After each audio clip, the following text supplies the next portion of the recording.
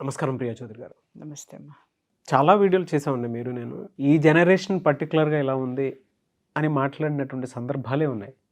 ఈ జనరేషన్ పిల్లలు ఎలా ఉన్నారు, అలా చేస్తున్నారు, ఇలా చేస్తున్నారు అని మాట్లాడుకున్నాం. కానీ ఈ జనరేషన్కి అలవాటు పడలేక పిల్లల్ని ఏ విధంగా పేరెంట్స్ అర్థం చేసుకుంటున్నారని మనం అనుకోవచ్చు అంటారు, ఎలా కట్టిపడేస్తున్నారో, వాళ్ళకి ప్రేమ ఆప్యాయత విలువల్ని ఎలా దూరం చేస్తున్నారు అనేటువంటి విషయం కనుక మనం మాట్లాడుకోవాలి అంటే ఎలా ఉందని చెప్పుకోవచ్చు అంటారు. ఎందుకంటే జనరేషన్ మా పిల్లల మీదే చెప్పటం కాదు కదా, ఆ ఒక్క ఓడిని పట్టుకొని వాళ్ళ మీద ఏమేమి రుద్దేస్తున్నాం అనేటువంటి విషయం చాలామంది పేరెంట్స్కి తెలియాల్సినటువంటి అవసరం ఉంది. చాలా ఉన్నాయి కానీ నాగరాజు కరెక్ట్గా ఒక చిన్న సందర్భం తీసుకొని ఎక్స్ప్లెయిన్ చేస్తా. ఆ సందర్భంలోనే అసలు మనం ఎలా ఉన్నామనేది, పిల్లల పట్ల ఎలా ఉన్నామనేది అర్థమైపోతుంది. Okay.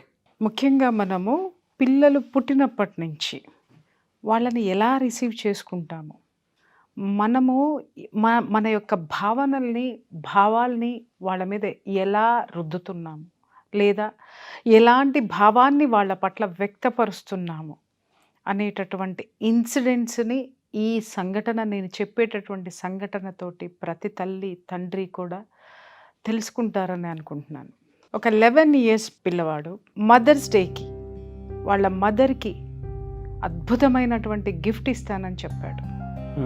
She's eagerly waiting. Morning అయింది, మదర్స్ డే, కొడుకు గిఫ్ట్ ఇస్తాడని చెప్పేసి అని ఏమిస్తాడో చూద్దామనుకొని తలుపు తీసింది. చూసేసరికి ఆ పిల్లవాడు ఆత్మహత్య చేసుకున్నాడు. అర్థం కాలేదు. పక్కనే ఒక లెటర్ ఉంది, ఒక లెటర్ రాసి పెట్టాడు.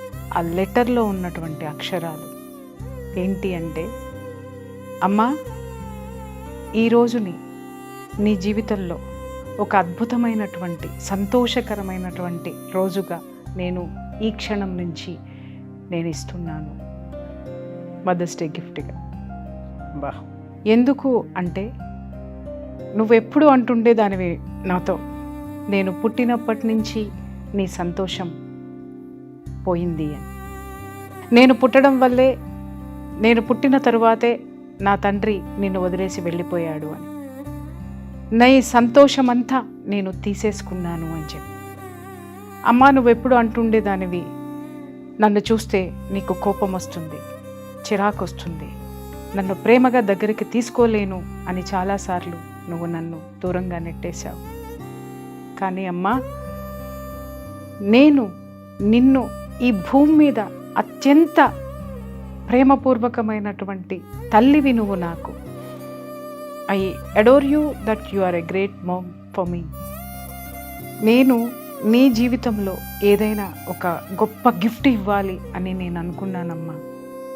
నేను అనేవాడిని లేకపోతే ఈ క్షణం నుంచి నువ్వు సంతోషంగా ఉంటావు అనేటటువంటి ఆలోచన నాకు వచ్చి, ఆ సంతోషకరమైనటువంటి నీ జీవితాన్ని ఇవ్వడం కోసం నేను ఈ లోకం విడిచిపెట్టి వెళ్ళిపోతున్నాను. కానీ అమ్మా, నేను స్వర్గంలో నుంచి చూస్తాను, నువ్వు ఏదో ఒక రోజు నన్ను తలుచుకుంటావు, ఏదో ఒక రోజు నన్ను దగ్గరికి తీసుకుంటావు, నన్ను ముద్దు పెట్టుకుంటావు. ఆ అనుభూతులన్నింటినీ కూడా నేను అనుభవిస్తాను నీ ఊహల్లో. అది నేను స్వర్గం నుంచి నేను చూస్తాను. ఐ లవ్ యూ మా ఫర్ ఎవర్. ఈ క్షణం నుంచి సంతోషాన్ని నీకు ఇచ్చి నేను వెళ్తున్నాను. This is a great gift to my mom. ఒక పెయిన్ని పదాలతోటి ఎంత బాగా నరేట్ చేశారు అని అంటే, చనిపోవడానికి కూడా గట్స్ కావాలండి. నాగరాజు, నీకు ఒక విషయం చెప్పనా, మనం పుట్టినప్పటి నుంచి, బిడ్డలు కన్న దగ్గర నుంచి, ఇంట్లో ఏ చిన్న చిరాకు వచ్చినా, ఇంట్లో ఏ విధమైనటువంటి పెయిన్ వచ్చినా, దాన్ని ఫస్ట్ మనం చూపించేది పిల్లల మీద. మనం అదృష్టవంతులమే, కానీ పిల్లల ద్వారా మనకి దురదృష్టం వచ్చిందని చెప్పేసి అని పిల్లల్ని కొట్టడము, తిట్టడము, భార్యాభర్తల మధ్య వాళ్ళిద్దరికీ గొడవలు వస్తే ఆ గొడవలకి పిల్లలు ఏమాత్రం కారణం కాదు. వాళ్ళ వ్యక్తిత్వాలు, వాళ్ళ యొక్క జీవన విధానము, వాళ్ళ మనసులో ఉన్నటువంటి అభిప్రాయ భేదాలు ఏది ఏమైనా కావచ్చు, వాళ్ళు పడేటటువంటి గొడవల్లో కారకులు వాళ్ళ యొక్క చర్యలు, వాళ్ళ యొక్క అస్తిత్వాలు, వాళ్ళ యొక్క మనస్తత్వాలు, వాళ్ళ యొక్క అటిట్యూడ్. వాటిల్ని ఏం చేస్తారు అనంటే తల్లి కానీ తండ్రి కానీ తల్లి మీద కసి ఉందంటే తండ్రి బిడ్డల్ని కొడతాడు, తల్లిని కార్నర్ చేసి తల్లిని తిట్టుకుంటూ తల్లిని ద్వేషిస్తూ ఆ ద్వేషాన్ని తల్లితో పాటు బిడ్డల మీద చూపిస్తాడు. అలాగే తల్లి కూడా తండ్రి కొట్టినా తిట్టినా తాగుబోతైనా ఏమైనా తల్లిని తిట్టేసి వెళ్ళిపోయాడు అనగానే ఇమ్మీడియట్గా తల్లి ఏం చేస్తుంది అనంటే ఆ కోపాన్ని ఎదురుగుండా ఉన్నటువంటి బిడ్డ మీద చూపించేస్తుంది. ఆ బిడ్డ అదేంటి నెలల పిల్లవాడవని, 5 ఏళ్ల పిల్లవాడవని, 10 ఏళ్ల పిల్లవాడవని, 20 ఏళ్ల పిల్లవాడవని. దాన్ని పిల్లలు ఎలా రిసీవ్ చేసుకుంటారు అనేది మాత్రము ఈ ఇద్దరిలో ఉన్నటువంటి ఏ ఒక్కళ్ళకి కూడా అవగాహన ఉండదు నాగరాజు. ఒక్కసారి ఈ తల్లిదండ్రులందరినీ అడిగి చూడమని వాళ్ళ పిల్లల్లో ఏ పిల్లల్ని ఏదో ఒక క్షణంలో ఆ పేరెంట్స్ వాళ్ళ పిల్లల పట్ల చూపించేటటువంటి ఇలాంటి దాష్టీకమైనటువంటి చర్యల వల్ల pre teenage in the sense 10 years నుంచి 16 years లోపే చాలామంది పిల్లలు ఏదో ఒక రోజు ఆత్మహత్యకి పాల్పడే ఉంటారు. ఎందుకు అనంటే నా వల్ల నా తల్లిదండ్రులకి సుఖం లేదు, నేనంటే నా తల్లిదండ్రులకి ప్రేమ లేదు, నేను ఉండడం వల్లే వాళ్ళు నా వల్లనే వాళ్ళు ఇలా కొట్టుకు చేస్తున్నారు, నేను చనిపోతే వాళ్ళు బాగుంటారేమోనని ఏదో ఒక రోజు ఇలాంటి సందర్భాలు వచ్చిన ప్రతి పిల్లవాడు కూడా ఏదో ఒక రోజు ఆత్మహత్యకి పాల్పడే ఉండి ఉంటాడు. బికాస్ వాస్తవం చెప్పనా, నా జీవితంలో నేను కూడా ఫేస్ చేశాను విత్ మై చైల్డ్. ఒకానొక సందర్భంలో నేను పడే మానసిక క్షోభని నా కూతురు చూసి she was try to commit suicide. తను తర్వాత నా ఇంట్లో ఉన్న పని పిల్లతోటి చెప్పుకుంది, నేను లేకపోతే మా అమ్మ చాలా హ్యాపీగా ఉంటుంది, నా వల్లే మా అమ్మ ఇంతమంది ఏమి అంటున్నా ఈ ఇంట్లో ఎందుకు స్టికాన్ అయ్యింది అంటే కేవలము నా కోసము, నేను బాగుండాలి, నాకు ఒక కుటుంబం కావాలి అని ఇక్కడ ఉంది. అదే నేను చనిపోతే మా అమ్మ చాలా హ్యాపీగా ఉంటుంది అని. బై గాడ్స్ గ్రేస్ తను ఆ పని చేసేటప్పుడు నేనే తనని వెతుక్కుంటూ గట్టిగా అరిచేసరికి ఆ పని నుంచి విరమించుకొని వెనక్కి వచ్చేసింది. దీనికి సాక్షులు నా స్నేహితులు ఉన్నారు, కెమెరా సాక్షిగా చెప్తున్నారు, వాళ్ళు చెప్తేనే నాకు తెలిసింది. ఎలా అండి అసలు అంత పెయిన్? మీరు ఇంత ఫ్రీడమ్ ఇస్తారు, బాగా చూసుకుంటారా? మనం అనుకుంటున్నాం నాగరాజు, మనం అనుకుంటున్నాం ఫ్రీడమ్ ఇస్తున్నాం, మనము ఫ్రీడమ్ ఇవ్వడం లేదు. వాళ్ళకి మనం డబ్బు ఇస్తున్నాము, డబ్బుతోటి వాళ్ళకి కావలసినటువంటి వస్తువులు ఏర్పరుస్తున్నాము, వాళ్ళకి కావలసినటువంటి స్కూల్ని ఏర్పరుస్తున్నాము, వాళ్ళకి కావలసిన వెహికల్స్ వాహనాలు ఏర్పరుస్తున్నాము, వాళ్ళకి అవన్నీ కొని ఇస్తున్నాము తప్ప కన్న వాళ్ళ కోసం ప్రేమని మాత్రం మనం ఇవ్వడం లేదు. నిజంగా లేదయ్యా.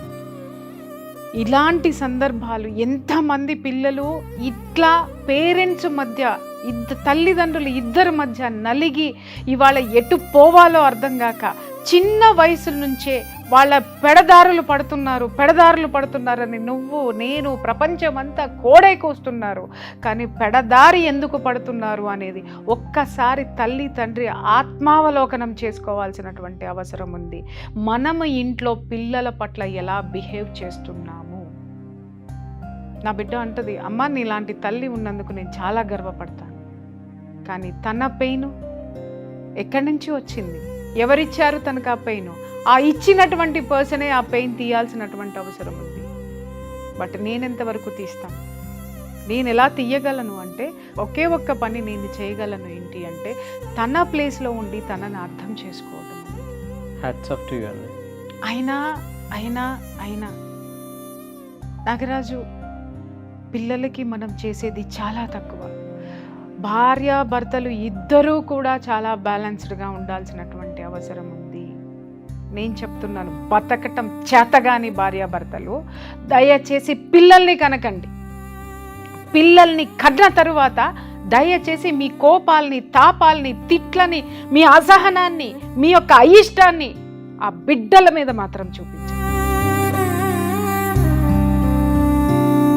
ఇలాగే ఒక బిడ్డ సూసైడ్ చేసుకుంది అని తెలిసిన తరువాత ఆ తల్లి ఏం చేసింది అంటే, అరే తండ్రి తన యొక్క దృక్పథాన్ని మార్చుకుంటాడు అని చెప్పేసి అతనికి తెలిసేటట్టు చేసింది బిడ్డ ఇలా ఆత్మహత్యకి ట్రై చేశారు అని చెప్పేసి. ఆ తండ్రి తను ఏం ఎక్స్పెక్ట్ చేసిందంటే తండ్రి మారతాడు, తండ్రి యాటిట్యూడ్ మారుతుంది, బిడ్డని దగ్గరికి తీసుకుంటాడు, ఇంట్లో గొడవలు తగ్గితే సంతోషంగా ఉంటారని ఎక్స్పెక్ట్ చేస్తే ఆ తండ్రి తిరిగి ఏం చేశాడో తెలుసా నాగరాజు? ఆ తల్లి లేని రోజున ఒకరోజు ఆ బిడ్డని పక్కన కూర్చోపెట్టుకొని, ఎందుకు అనంటే అప్పటికే ఆ బిడ్డ ట్రై చేసి దాని నుంచి వెనక్కి వచ్చేసినటువంటి, విరమించుకొని వెనక్కి వచ్చి ఆ తల్లి కాపాడుకుని ఆ తల్లి చేసుకుని వస్తే మళ్ళీ ఆ బిడ్డని కూర్చోపెట్టుకొని యూట్యూబ్లో హౌ టు కమిట్ సూసైడ్ అనేటటువంటి children how to commit suicide అనేటటువంటి వీడియోస్ని పెట్టి చూపించాడు. ఆ బిడ్డ ఆ తల్లికి చెప్పుకొని గుండె పగిలేటట్టు ఎంత ఏడ్చిందో, ఆ తల్లి 4 గోడలకి మధ్య గుండె పగిలేటట్టు ఎంత ఏడ్చిందో. ఇలాంటి తల్లులు ఎంతమంది ఉన్నారో ఈ భూప్రపంచంలో. ఇలా నలిగిపోతున్నటువంటి పిల్లలు ఎన్ని కోట్ల మంది ఈ భారతదేశంలో ఉన్నారో మీకేం తెలుసు?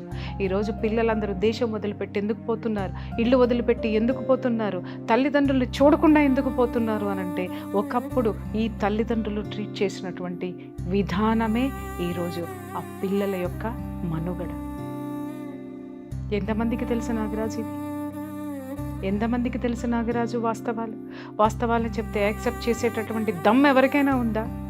ఇవాళ నా గురించి నేను ఎందుకు చెప్పవలసి వచ్చింది అనంటే, ఈ మధ్య నేను పిల్లల్ని, దట్టు ప్రీ టీనేజ్ పిల్లల్ని 6th క్లాస్ నుంచి 5th క్లాస్ నుంచి తీసుకొని ఉంటే, 5th కూడా కాదు 4th నుంచి 10th క్లాస్ వరకు పిల్లల్ని తీసుకుంటే వాళ్ళతోటి మమేకమైన తర్వాత ఎన్నో విషయాలు కొన్ని వందల వేల ఆక్రందనలు, ఆక్రోశాలు నాకు వినిపించాయి. అవన్నీ విన్న తర్వాత నిజంగా నేను మంచిని కాలేకపోయినా. అంటే మనము ప్రపంచాన్ని one side of the coin మాత్రమే చూస్తున్నాము, other side of the coin మనము చూడడం మానేసి చాలా కాలం అయిపోయింది అనేది నేను గుర్తించాను. పిల్లల వేదన భరించేటువంటి వాళ్ళకి మాత్రమే తెలుసు, అర్థం చేసుకునే వాళ్ళకి మాత్రమే నాగరాజు. వాళ్ళు వేదన భరిస్తున్నటువంటి వాళ్ళు ఎవరు నన్ను ప్రేమతో దగ్గర తీసుకుంటే బాగుంటుంది అనుకునేటువంటి ఆలోచనలో ఉన్న పిల్లలు చాలామంది ఉన్నారు. వాళ్ళ ఆవేదనని వాళ్ళు చూసే సెల్ ఫోన్లను అడగండి, వాళ్ళ ఆవేదనని వయసు రాకముందే కాల్చే సిగరెట్లను అడగండి, వాళ్ళ ఆక్రోశనని వాళ్ళు తాగే మందు బాటిల్ని అడగండి, వాళ్ళు చేసేటటువంటి బిహేవియర్ని అడగండి, వయసుకు మించినటువంటి అలవాట్లను అడగండి. వాళ్ళు ఎలాంటి ఆక్రందనలో ఉన్నారో, ఎలాంటి ఆక్రోశంలో ఉన్నారో, ఎలాంటి ప్రేమని వాళ్ళు కోరుకుంటున్నారో, ఎంత దీనమైనటువంటి పరిస్థితుల్లో డబ్బు మొత్తులోనూ లేకపోతే విలాసాల మత్తులోనూ జోగుతున్నటువంటి ఫాల్స్ ప్రెస్టేజెస్ తోటి, ఫాల్స్ థింకింగ్ తోటి కొట్టుమిట్టాడుతున్నటువంటి ఆ యొక్క తల్లిదండ్రుల మధ్య నలిగిపోతున్నటువంటి, అడకత్తెరలో పోకచక్కలాగా నలిగిపోతున్నటువంటి పిల్లలు ఈరోజు చరిత్రలు కొన్ని వందలు వేలు మనం తవ్విన కొద్దీ కనిపిస్తాయి నాగరాజు. డెఫినెట్గా వాటిని డీప్ రీసెర్చ్ చేసి ప్రతి పిల్లల మనసుని అర్థం చేసుకొని పెద్దవాళ్ళకి చెప్పాల్సిన అవసరం ఉందని అనుకుంటున్నాను. ఆ సిరీస్ కంటిన్యూ చేద్దామని అనిపిస్తుంది నాకు. నేను దానికి పదం అయితే నాకు లేదు. గుడ్ డెసిషన్, బెస్ట్ డెసిషన్ కాదు. ఇది అసలు తీసుకోవాల్సిన, మనం వెళ్ళాల్సినటువంటి బాట. నిజంగా నేను చెప్తున్నాను కదా, ఎక్కడికైనా సరే, ఎంత దూరమైనా సరే నేను వెళ్ళదలుచుకున్నా ఆ పిల్లల యొక్క మనోభావాలని, ఆ పిల్లల యొక్క యాటిట్యూడ్ని, ఎందుకు ఈ యువత అని అనలేము మనం. వాళ్ళు యువతకి తక్కువ, బాల్యానికి ఎక్కువ, మధ్యలో ఉన్నటువంటి కౌమార దశలో ఉన్నారు. ఆ పిల్లలు ఆ వయసులో ఎంత విపరీతమైనటువంటి స్ట్రగుల్స్లో ఉన్నారో, ఎలాంటి ఆవేదనలో ఉన్నారో, ఎలాంటి ఆక్రందనలు వాళ్ళ మనసుల్లో ఉన్నాయో నాగరాజు నువ్వు అడుగు. ముందు నేను ఎన్ని చెప్పగలను, ఎన్ని చూపించగలను డైరెక్ట్గా కూడా నేను. డెఫినెట్గా అండి, మనతో పాటు ఆడియన్స్కి కూడా ట్రావెల్ అవుదామని రిక్వెస్ట్ చేద్దాం. అయితే ఈ సిరీస్కి ఇప్పటివరకు మేము మిథునం అనే కాన్సెప్ట్ చేసాం కదా, పిల్లల కోసం సపరేట్గా ఒక సిరీస్ స్టార్ట్ చేద్దామని ఇప్పుడే అనుకున్నాం. కాబట్టి టైటిల్ మీరు సజెస్ట్ చేయండి కింద.